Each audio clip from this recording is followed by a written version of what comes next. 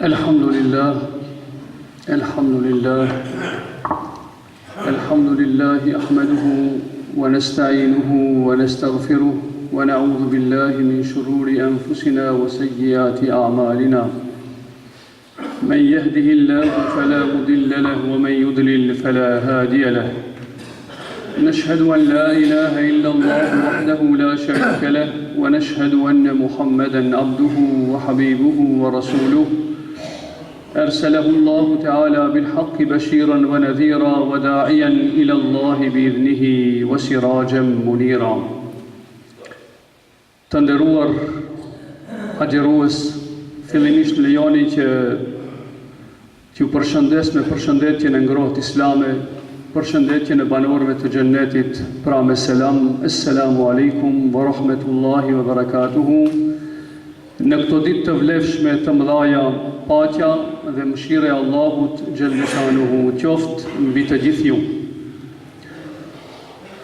Ramazani është muaj më i dalluar dhe më i dashur tek Allahu xhelle shanuhu, fal specifikave edhe veçorive që i ngërthen këtij muaj i bekuar. Pejgamberi alayhi salatu wassalam thotë kështu: Lissaimi farhatani, agjeruesi ka di gëzime. Ju e dini se ditët e agjerimit kanë pesh, vlerë dhe Allahu xhelle shanuhu çdo vepër që vepron besimtari në këtë ditë i vlerëson dhe i shpërblen me sevape të shumëfishta.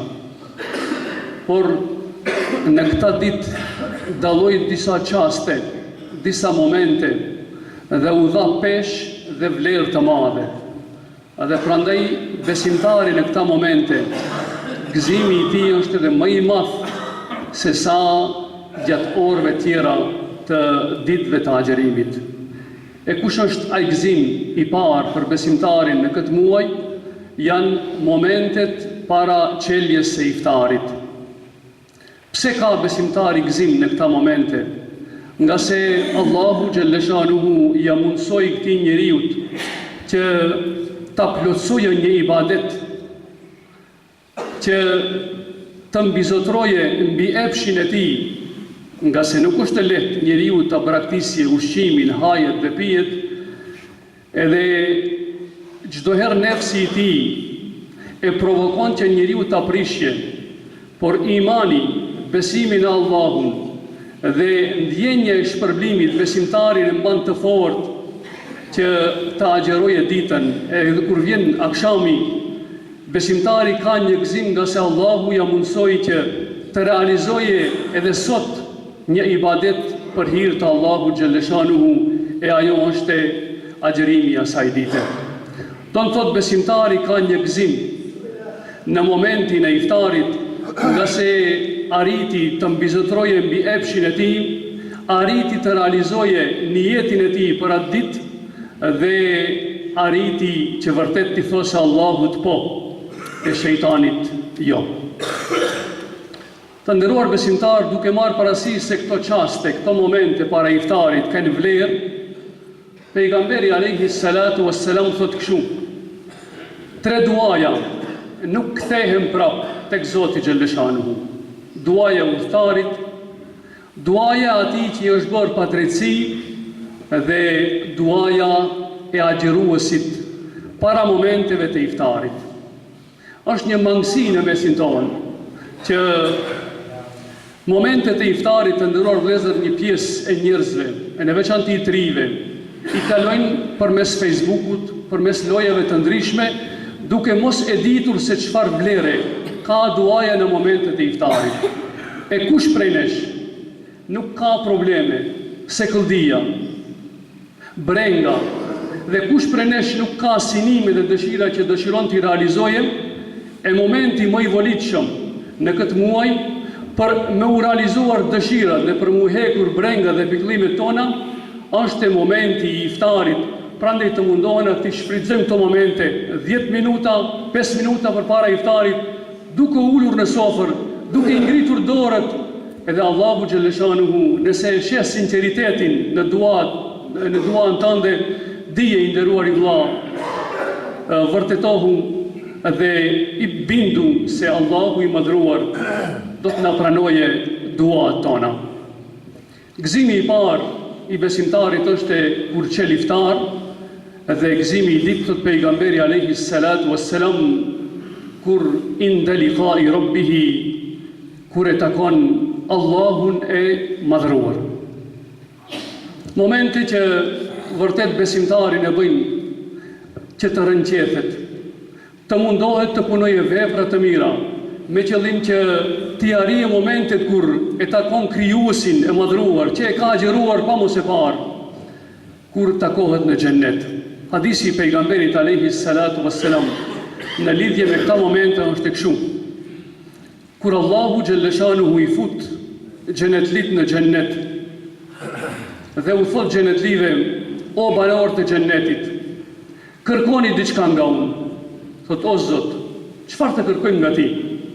Na mundsove që të hijmë në vendin më të bukur, që e kemi ëndruar në jetën tonë, na bëne nga banorët e xhennetit. Na ndriçove ftyrat tona. E çfarë të kërkojmë diçka tjetër o Zot përveç se I kemi përjetuar gjitha të mirat?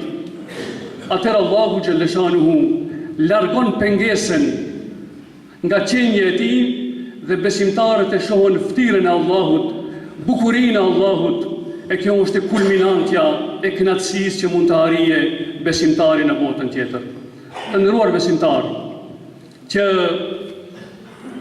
mos I kalojmë momentet e Ramazanit kot, e në veçanti momentet e iftarit, të përgatitemi prej tash që vërtet ta lutim Allahun xhalleshanuhu për plotësimin e dëshirave tona. Ta lutim Allahun xhalleshanuhu që të na fusë në këtë vend të vlefshëm. Ta lutim Allahun xhalleshanuhu që të na mundsojë të shohim në bukurinë e tij, nga se kjo është kënaqësia më e madhe që mund të përjetohet ndonjëherë. Dhe Zoti xhalleshanuhu që inshallah taala në këtë muaj kemi prej atyre njerëzve që largohemi nga veset e këqija, nga se ashtu siç vlerësohen veprat e mira në këtë muaj, ashtu edhe njeriu dënohet për gabimet e vogla në këtë muaj. Ju e dini se Ibn Abbasi ka qenë komentatori më I famshëm I Kuranit Alimushan. Dhe ky njeri duke marrë parasysh vlerën e madhe që ka pasur Mekja, nga se çdo vepër e mirë në Mekë është e shpërblier me shumë fish, ndërsa për çdo mëkat, po ashtu njeriu që I ka bërë mëkatet në Mekë, ka qenë I dënuar më shumë se sa ati që bërë dikun tjetër. Ibn Abbasi radiallahu anhu, të nderuar vëllezër, në momentet e fundit të jetës e braktis Mekën dhe shkon në Taif, dhe kur e pjesën se përse e bën këtë gjallë, thot e bëjnë nga friga që mos veproj mëkate, a e di se mëkatet në Mekë dënohet njeriu shumë më tepër se sa nëse I vepron dikun tjetër.